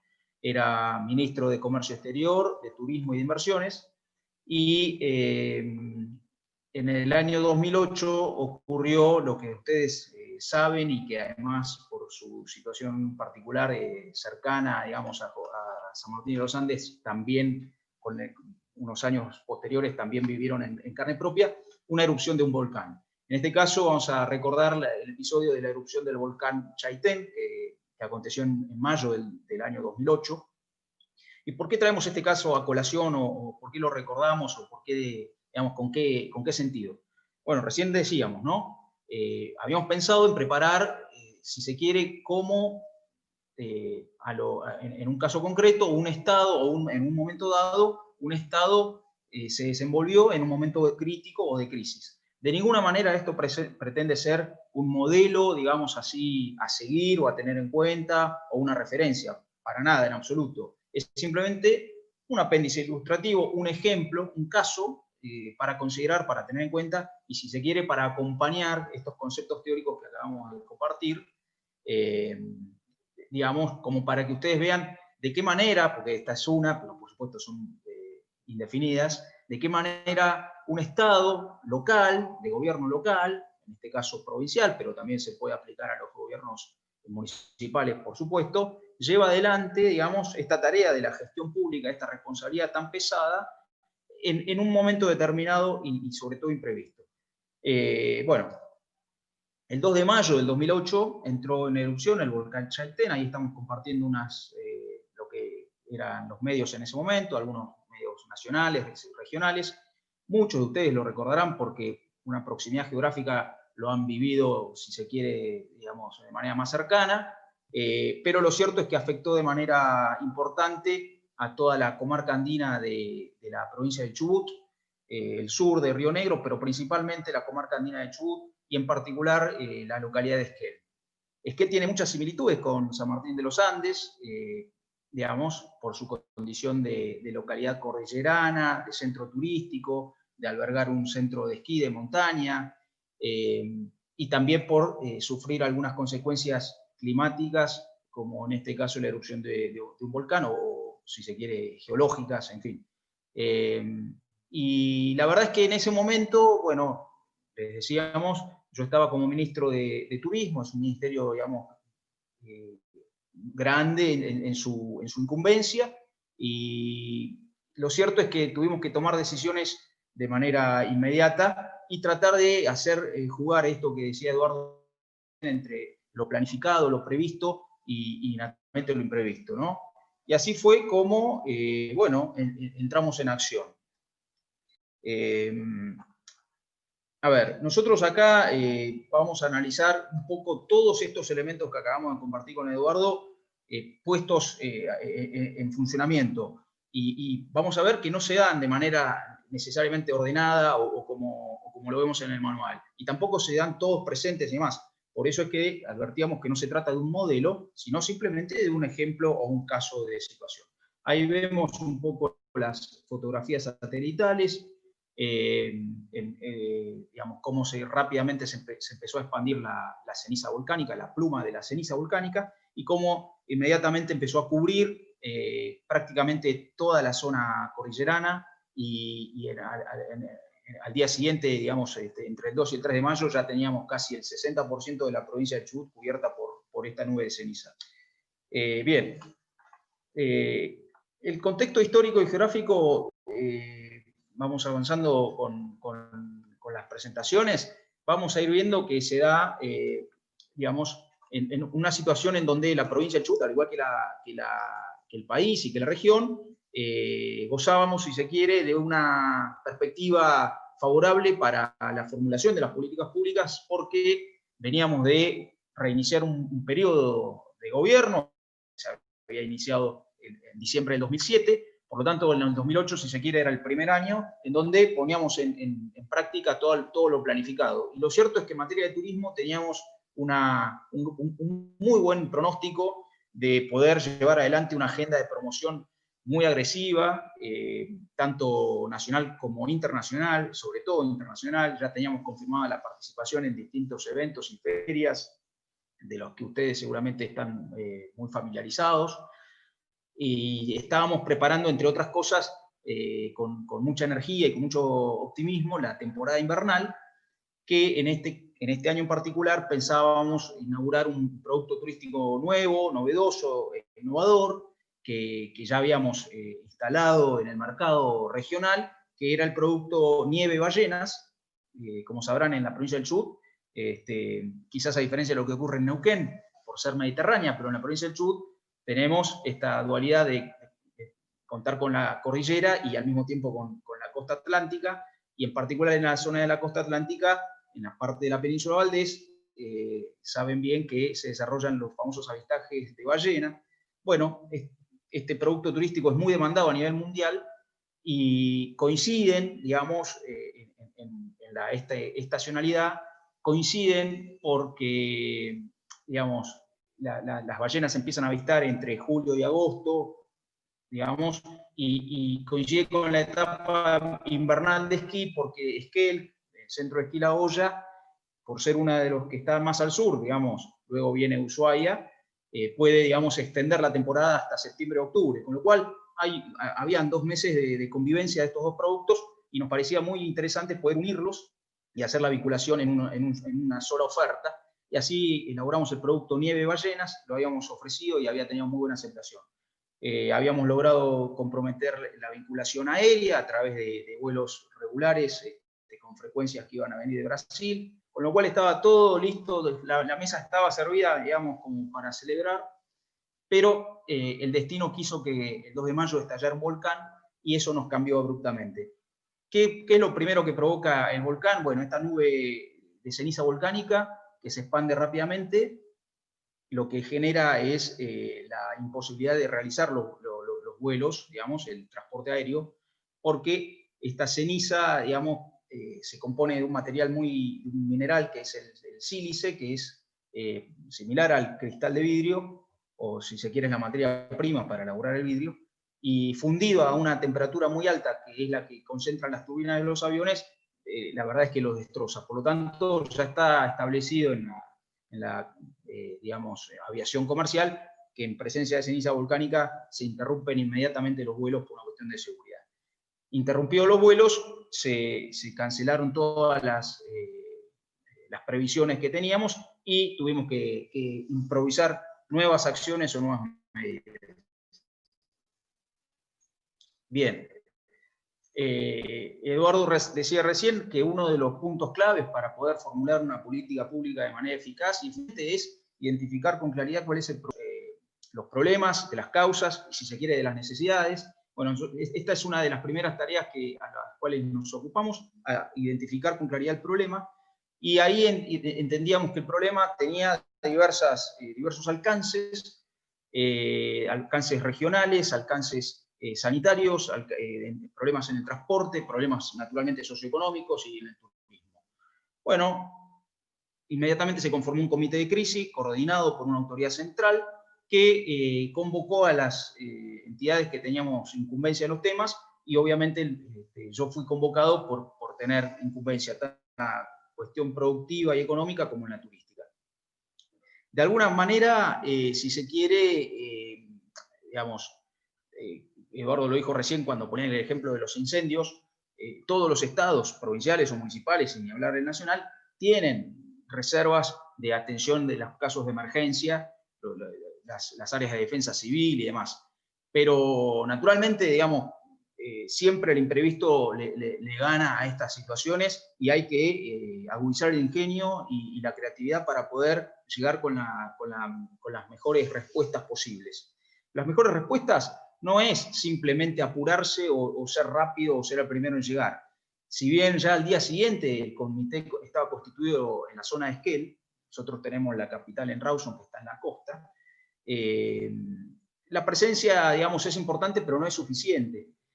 Lo que importa realmente es llegar con una medida adecuada. Y la verdad es que no tenía mucho sentido apurarse a ver quién podía llegar a dar una primera respuesta, porque no era el objetivo. Acá lo que había que hacer era caracterizar el problema, se identificó, y bueno, y empezamos a distribuir las distintas responsabilidades según las necesidades y las áreas, ¿no es cierto? Y otra de las cosas que también lo mencionaba Eduardo es diferenciar las demandas, digamos, de las necesidades y detectar las necesidades no demandadas, que es un poco a lo que se refería Eduardo, con el ejemplo del lomo de burro, ¿no es cierto? Claramente en una situación de emergencia o una situación crítica, la población va a empezar a, por necesidades, por urgencias, por miedo, por incertidumbre, a requerir cosas del Estado, del municipio, que no están al alcance del municipio, de la provincia, que no están al alcance de la provincia, o que no necesariamente son importantes en ese momento. Entonces, hay que tratar de detectar cuáles son las necesidades no demandadas. Y una de las necesidades no demandadas, por ejemplo, aunque parezca mentira, eran los barbijos y los colirios, digamos. Hace más de 10 años ya nos empezamos a familiarizar con los famosos barbijos, que la gente, la verdad es que no los pedía, porque no los tenía en consideración, pedían otras cosas. Pero lo más importante era, digamos, en ese momento cuidar la salud. Luego garantizar el suministro de agua potable. Luego garantizar el transporte, digamos, local y que no se interrumpieran las provisiones de necesidades. No estaba, digamos, como en primera línea de urgencia, demandas que en este momento recuerdo de algún comerciante que nos pedía que no le cortáramos la luz durante el día porque, bueno, no, habían otras prioridades. Entonces, es importante este rol que tiene muchas veces el funcionario o el decisor público de escuchar, recibir y contener, pero no necesariamente dar una respuesta, digamos, automática a lo que se pide, porque no siempre lo que se pide es lo realmente necesario. Bien. Muy bien, una vez identificado el problema, voy a tratar de avanzar rápido, así pasamos digamos, damos tiempo a las preguntas, que si se quiere es lo más rico, y los invito también a que, si se animan, además de hacer preguntas, puedan, digamos, identificar en qué puntos del cuadro de la decisión o de la formulación de las políticas públicas que presentó Eduardo, en qué puntos o cuáles se encuentran ustedes en este caso que estamos analizando, digamos, como para hacerlo un poquito más interactivo. Bueno, la decisión política. La decisión política es el momento en donde, digamos, la autoridad, puede ser el gobernador, puede ser un ministro, puede ser la persona que fue designada, un secretario de gobierno a nivel local, finalmente, una vez que analizó el caso y detectó la necesidad, dice, bueno, muy bien, a partir de ahora vamos a hacer esto. Y entonces se analiza la situación, se distribuyen los roles y las responsabilidades según la identificación de la demanda, lo que decíamos recién, es decir, yo ya tengo identificado que necesito el suministro de agua potable, muy bien, entonces al área encargada o al área responsable de conseguir y de suministrar ese elemento, le asigno esa responsabilidad, le asigno esa tarea, le asigno ese rol, y a partir de ese momento esa es la persona responsable y se delega esa facultad. Las alternativas, se consideran todas las propuestas, las recibidas, las sugeridas, las planteadas, se analizan todas, no se descarta a priori ninguna. Las disyuntivas, es decir, un poco Eduardo lo decía, esto es conveniente, pero si voy a tener que sacar una ley en este momento no me sirve. Entonces se analizan los costos, los escenarios, los alcances, la factibilidad, la posibilidad, y finalmente se toma la decisión. La toma de la decisión es llegar a la síntesis, a la conclusión, y definir concretamente qué se va a hacer y cuáles son los cursos de acción a seguir. bueno, se comunica y se delegan las misiones y las responsabilidades a cada uno. Entonces ahí entramos ya en la fase de la ejecución de la decisión propiamente dicha. Ya a partir de ahora, cada uno empieza, digamos, a hacerse cargo y a hacer operativa esa misión.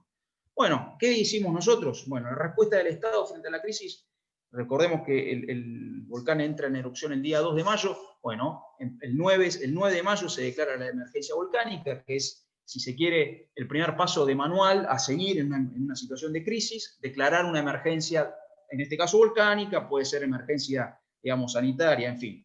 Las declaraciones de emergencia no son simples trámites formales, son necesarias porque los estados y los municipios quizás un poco menos porque gozan de mayor autarquía y autonomía, pero también lo necesitan, los estados, por su naturaleza, digamos, de función pública, administran recursos que son de todos y necesitan estar bajo control. Entonces las declaraciones de emergencia lo que hacen de alguna manera es suspender transitoriamente algunos de esos mecanismos para agilizar los trámites, sobre todo de compras, de licitación, de adquisición de bienes y elementos, y poder llegar, digamos, con la respuesta de manera más temprana. Bueno, se crea un fondo de emergencia. Esto suele ser el lado B, digamos, de la declaración de emergencia. Acto seguido se puede crear un fondo para poder dejarlo previsto. En esa oportunidad se destinaron y se comprometieron 2 millones de pesos. Recordemos, año 2008, habría que sacar la cuenta, pero no creo que a valores de hoy sean menos de 20 millones de pesos, ¿no es cierto? Pero bueno, estamos con los valores de ese año. Y se constituye un comité de crisis, que era lo que decíamos, que ya al día siguiente ya estaba en acción. Avanzamos. Bueno, el día 27 de mayo, todo este comité estuvo actuando y estuvo haciendo lo que decíamos recién, en territorio, distribuyendo los elementos y demás. ¿Qué otras cosas se fueron haciendo sin perder tiempo, pero tampoco sin acelerarse demasiado? El día 27 de mayo se firma un convenio, se celebra un convenio de ayuda para la recuperación productiva de la provincia del Chubut. Esto ya, digamos, enfocándonos en lo que respectaba al área de acción personal, ¿no es cierto?, del Ministerio. Para la recuperación productiva de la provincia del Chubut, entre el gobierno de la provincia y el gobierno nacional, se compromete una asistencia financiera y se acuerdan créditos con el Consejo Federal de Inversiones, el CFI, para la emergencia volcánica. Estos créditos, además, tenían aparejados prorrogar la devolución de otros créditos anteriores y demás, que finalmente se acumularon. Brevemente, digamos, ustedes, a ver, ahora sí hago el comentario, en el 2015, en la provincia de Neuquén, digamos, concretamente en Junín de los Andes y en San Martín, y de alguna manera también Villa Langostura, sufrieron la erupción del volcán Calbuco. Lo sufrimos todos en la Patagonia, pero bueno, específicamente ustedes, está muy fresca en la memoria, digamos, lo que significa. Tuvo distintos alcances y distintos efectos y distintas, digamos, duró también, tuvo un lapso diferente, pero si se quiere, el gobierno neuquino tomó el antecedente de lo que había ocurrido en el 2008 favorablemente para poder, digamos, tomar algunos de estos lineamientos y ponerlos en funcionamiento, y al mismo momento para que esas líneas estuvieran disponibles. Por ejemplo, nosotros habíamos detectado que el ganado ovino, que ustedes saben que Chubut es una de las principales, es la principal exportadora de lana y una de las principales productoras de lana ovina, el ganado ovino, la oveja, digamos, al alimentarse del forraje y del alimento, digamos, natural, de la pastura, bueno, con la ceniza se les iba generando, digamos, una erosión importante en sus piezas dentarias, y entonces el problema no era tanto la lana si estaba sucia o no, sino que más bien la erosión que se producía al masticar. Entonces, digamos, ahí lo que había que hacer era focalizar la respuesta en otro tipo de asistencia, no hacía falta, digamos, una asistencia directa en lana o en créditos para la lana, no. Lo que necesitaban eran alimentos y forrajes, digamos, en condiciones.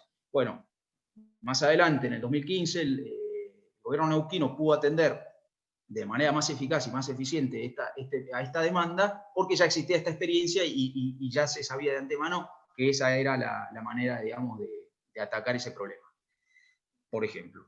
Bueno, también se creó un fondo agropecuario para la emergencia volcánica, que era el que decíamos recién, a través de un decreto. Ahora sí, ya empezamos a tener a un mes prácticamente, 4 de junio, el tiempo necesario y suficiente para poder elaborar los actos administrativos necesarios, decretos, resoluciones. Se integran los fondos nacionales que se habían comprometido, que fueron alrededor de 300.000 pesos, y el 14 de junio se firma un acuerdo con la Municipalidad de Esquel, lo firmamos entre el Ministerio y el municipio de Esquel, para promover el arribo de turistas en vehículos particulares. Esto es interesante porque, si bien ya habían pasado un mes y algunos días, acá se ve otro caso más, u otro ejemplo más, de cómo se pueden detectar necesidades no demandadas, ¿no?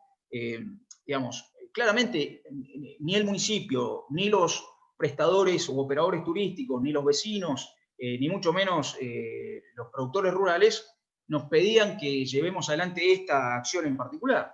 Sin embargo, se nos ocurrió que una de las formas quizás más efectivas, dado que lo que estaba cancelado y de manera incierta hacia futuro era el tránsito aéreo, era poder estimular el arribo de turistas. Y bueno, la única forma de hacerlo en Esquel, no estábamos hablando de la costa, era por vía terrestre. Entonces, bueno, qué mejor que poder, digamos, balancear mínimamente esa caída de la demanda del turista a través de la cancelación de los vuelos, que tratar de compensarlo mínimamente con el arribo de turistas, aunque sea de manera por vía terrestre. Entonces se nos ocurrió un mecanismo para estimular ese arribo, y bueno, y aquí está, es un programa de un convenio con el municipio, es un programa donde se destinaron unos 2.000 vouchers de combustible por 300 pesos cada uno. En ese momento, de nuevo, habría que sacar la cuenta, serían unos 3.000 o 5.000 pesos de hoy, digamos, que alcanzaba, si se quiere, para la cuenta que nos daba en ese momento era para casi 3 tanques de nafta, imagínense. Bueno, 2.000 vouchers de combustible, digamos, en total unos 600.000 pesos, para sostener la temporada invernal. ¿Por qué? Porque, digamos, el centro de esquí, esto fue en principios de mayo, ya para por lo menos principios de julio, el mes de julio, se calculaba que podía estar operativo, pero lo que se sabía era que todas las cancelaciones de vuelos no se iban a poder levantar. Entonces, bueno, con este cálculo sacamos la cuenta rápidamente y detectamos que podíamos compensarlo. Lo cierto es que el resultado fue muy bueno. Acá sí volvemos a valorar el punto que decía Eduardo al final de su exposición en la parte de evaluación, que él recalcaba que lo importante de la evaluación en las políticas públicas es generar nuevas y mejores políticas públicas. Y bueno, acá la verdad es que la evaluación nos sorprendió gratamente, porque primero los vouchers fueron rápidamente distribuidos, el municipio por supuesto que colaboró, más allá de cumplir con la formalidad de su compromiso en el convenio, y tuvimos que renovar y reponer,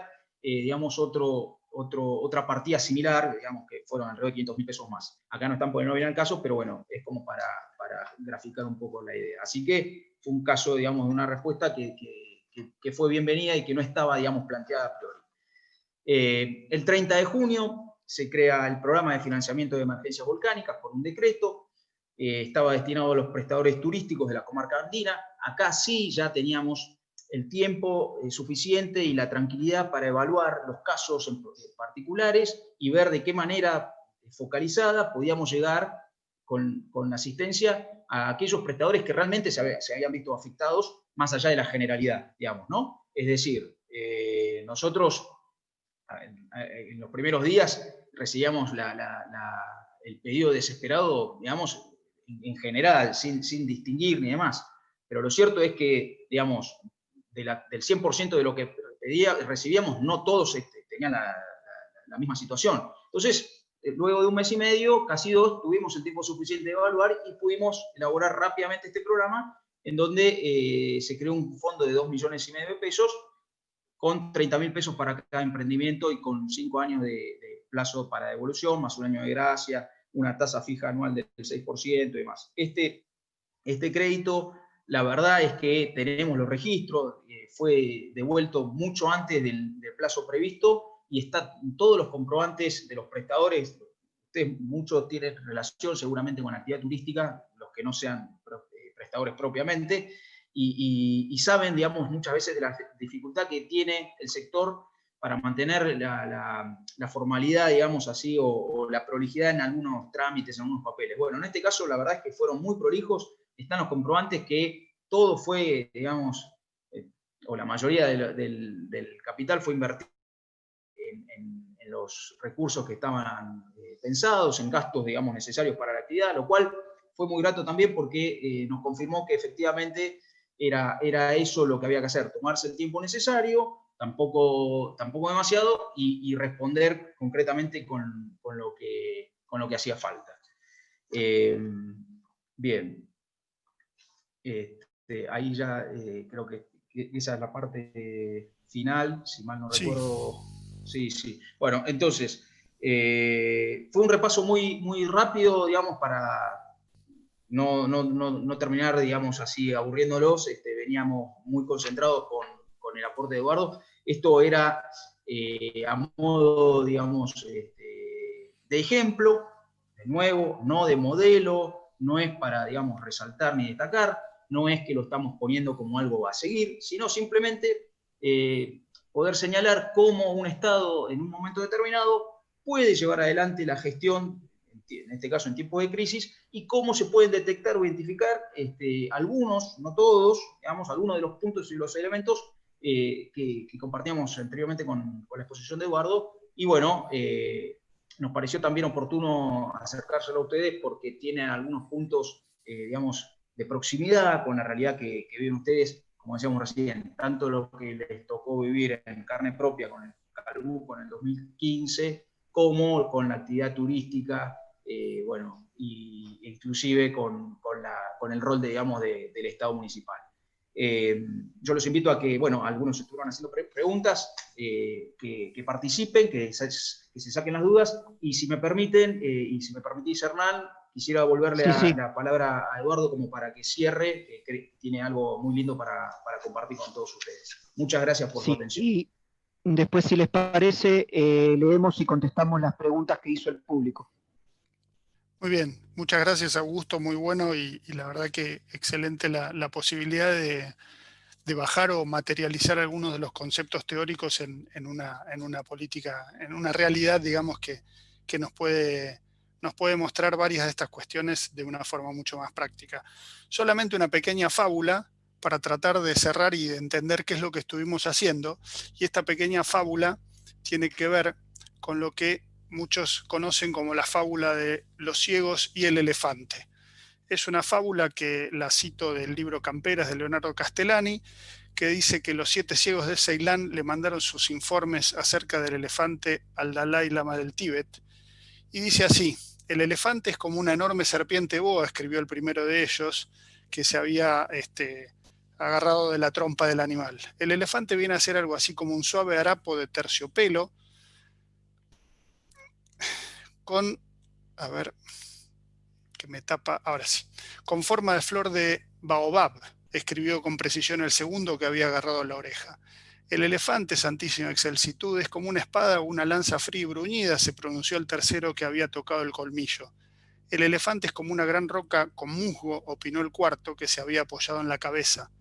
El elefante es tal cual un viejo tronco de árbol, dijo el quinto que era un petizón que había abrazado la pata. El elefante es un muro blando y el que se recostó contra la panza. El elefante es como una cuerda, dijo el último que se había prendido de la cola. El pontífice negro del taoísmo dijo: todos estos santos varones mienten, o el extraño ente llamado elefante es un tergiversador, cambia y se muda. Pero como no es posible que estos lamas mientan, la reflexión es que no era tergiversador, ni tampoco los bonzos mentían, sino que sabían poco solamente y les faltaba el órgano para percepción de elefantes. Lo que nosotros queremos es ayudarnos a todos a desarrollar el órgano de la percepción de los municipios y de la gestión municipal. Entonces, la idea no es que los municipios cambian y que tergiversan la información y las cosas, sino que muchas veces nos falta esa visión, nos falta esa capacidad de poder observarlos de una manera mucho más integral y poder responder a todos los desafíos que tiene un gobierno local desde la perspectiva de la gestión municipal. Así que eso era lo que quería compartir con ustedes a modo de cierre. Esta presentación, como les dije, se las vamos a dar. Acá van a encontrar también nuestros datos en nuestras coordenadas y sin más vamos a dar lugar a las preguntas que han ido volcando en el chat, y para eso voy a dejar de compartir la presentación, así puedo ver las caras de ustedes, porque así con presentación no veo las caras. Gracias. Muchas gracias, Eduardo, muchas gracias, Augusto. Les damos un aplauso virtual. Y vamos a leer algunas de las preguntas, ¿sí?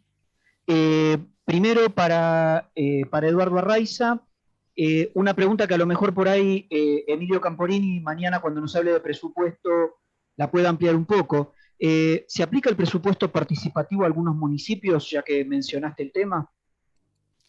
Sí, se aplica. En general es difícil y complicado.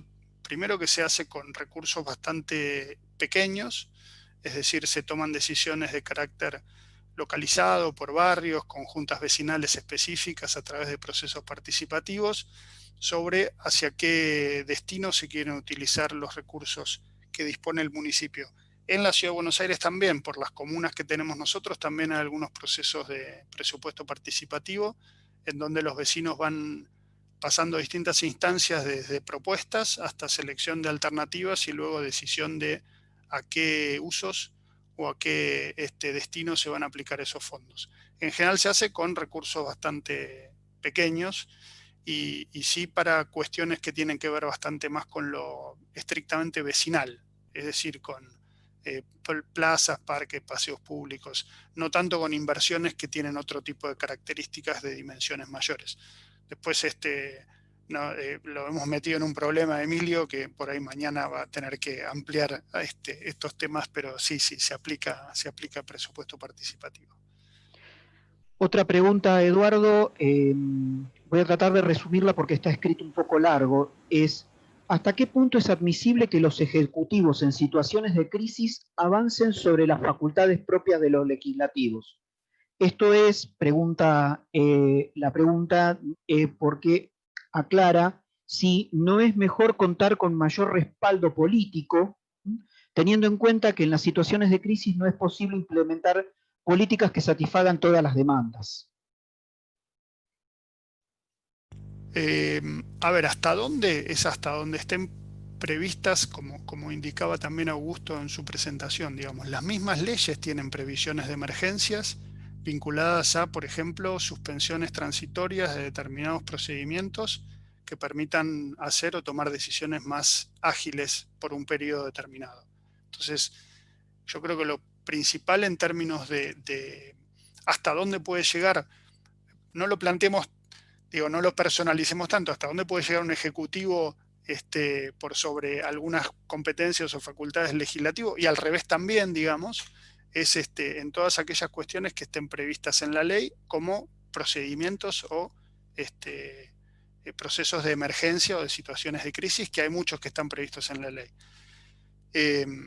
Y después, por supuesto, bueno, a nivel federal tenemos este instituto que, bueno, obviamente eso lo tendrían que ver más con Torchi, con el doctor Pérez Burbón, que es abogado, que no es mi caso, que son los decretos de necesidad y urgencia, digamos, y siempre estamos en el debate constante de qué cosas son necesidad y urgencia.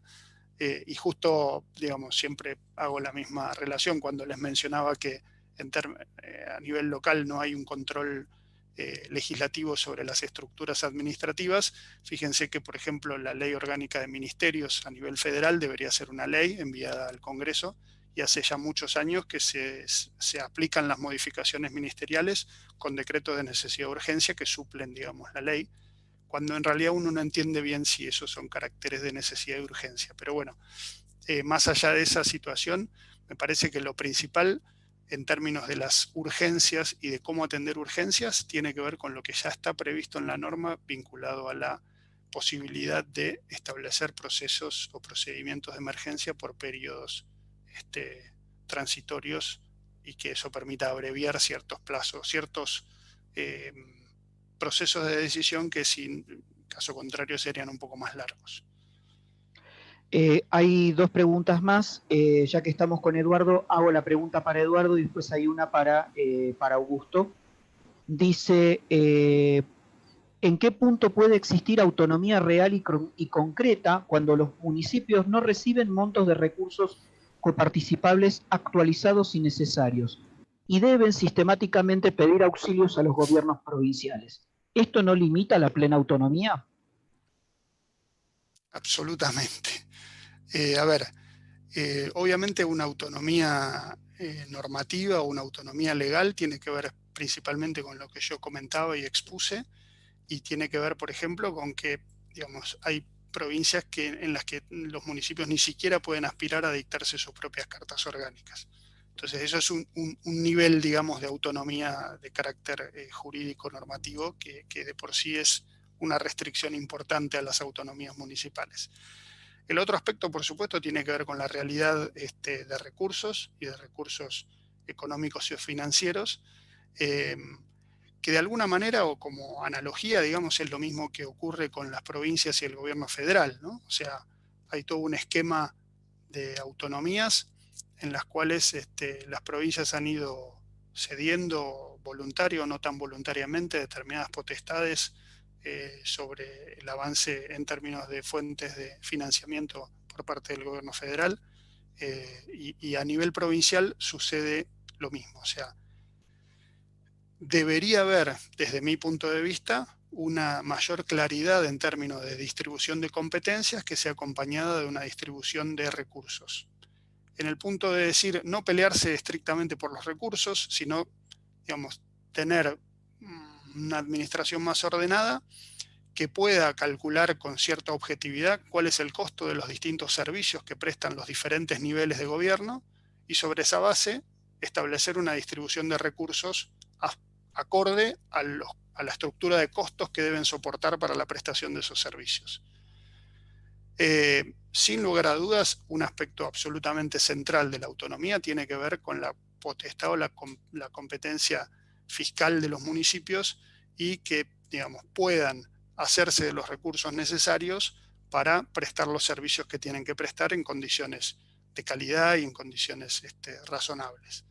Es un tema absolutamente poco estudiado y que muchas veces está, además, digamos, es complejo de estudiar, porque, como les digo, no hay mucha, desde mi punto de vista, de la misma manera que no hay mucha claridad en la distribución de competencias entre gobierno federal y provincias, y se mezcla bastante, y hay idas y vueltas, y hay retenciones, y hay coparticipaciones, y hay regalías, y hay esto y lo otro. A nivel municipal sucede más o menos lo mismo, en donde, al no haber una distribución bastante clara de qué cosas hace cada uno, y no haber una claridad respecto de cuánto cuesta hacer esas cosas, es muy difícil plantear un debate sobre cómo distribuir los recursos para hacer esas cosas. Sin lugar a dudas es central el esquema de recursos. Seguramente mañana con Emilio también por ahí van a revisar un poco este aspecto. ¿Algo más, Eduardo? No, de mi parte, nada, agradecerles muchísimo la paciencia y el aguante, y esperar que no les haya sido tan tedioso y arduo participar de esta charla. Leemos Pero ahora entonces, pasemos hay a una Augusto. hay una pregunta para Augusto. Sí, sí, por supuesto. La pregunta dice si contaron con experiencia previa o cómo surgió este protocolo primario al momento de resolver la crisis del volcán. Sí, en realidad la experiencia previa es la que vivimos, la que tomamos en todo el país, que fue la del volcán Hudson, que era en la zona de los antiguos de la provincia de Santa Cruz, en el año 91-92. Pero en ese momento, digamos, los protocolos que se activaron fueron muy diferentes, porque este volcán, el Hudson, digamos, afectó a una zona, si se quiere, de población dispersa y rural. O sea, alrededor era en su mayoría campo. Sí, la ceniza estuvo presente en casi toda la Patagonia, pero no causó los mismos efectos. En cambio, en este caso, el Chaitén afectó directamente, y por primera vez tuvimos dimensión real de lo que implicaba un impacto concreto en el corte abrupto del desarrollo de la actividad económica, en este caso de la actividad turística y aerocomercial. Así que las dos cosas, tomamos ese antecedente histórico, más allá de compartir con los vecinos chilenos toda la información que ustedes saben, ellos tienen muy bien desarrollado todo el monitoreo técnico a través de la UNEMI, de toda la emergencia volcánica, y también tienen experiencias en emergencias volcánicas, pero en su mayoría fue, si se quiere, innovación o improvisación en el momento, digamos, justamente pensando en el fenómeno en particular. Si me permitís, Hernán, yo también me sumo al agradecimiento de Eduardo, felicitarlos a todos por animarse a estar presentes en este seminario, por tomar la decisión de querer participar. Es una muy buena decisión, es una muy buena oportunidad para poder capacitarse.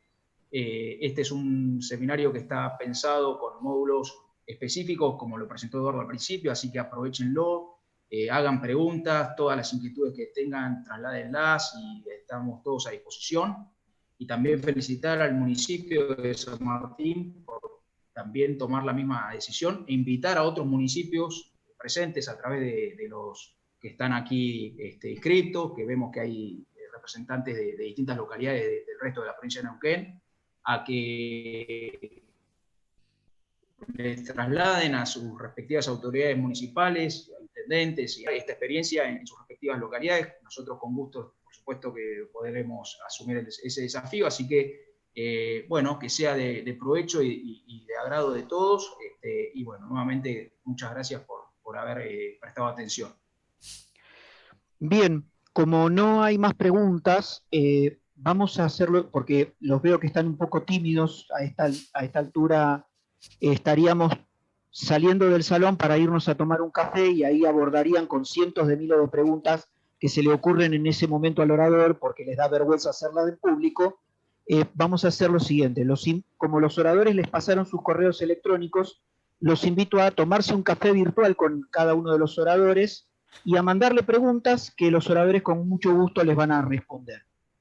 Y bueno, si no llegaron a tomar nota, como tienen el correo de organización, lo pueden mandar al correo de la organización y se lo hacemos llegar al orador para que el orador después se ponga en contacto con ustedes y les responda si están de acuerdo. Espero que mañana se animen a estar un poco más participativos. Muchas gracias a todos por la presencia. Les recordamos mañana a las 6 para que el licenciado Camporini nos hable de presupuesto. Recuerden que pueden entrar con el mismo enlace, no es necesario otro, así que agéndenlo para poder entrar. Y nos vemos entonces mañana a las 6. Los invitamos ahora, pueden desconectarse. Muchas gracias a todos.